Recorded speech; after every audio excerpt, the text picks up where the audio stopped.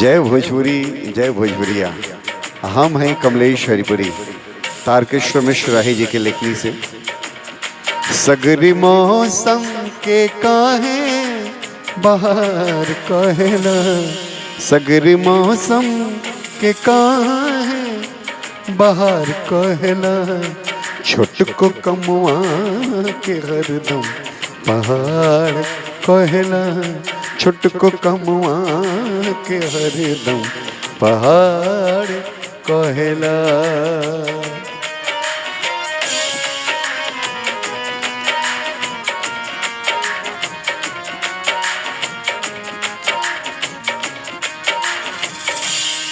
कहियो तोहरो से गलती भइल होई, कहियो तोहरो से गलती भइल होई, दोस्त झगड़ा में सगरी हमार कहला, दोस्त झगड़ा में सगरी हमार कहला।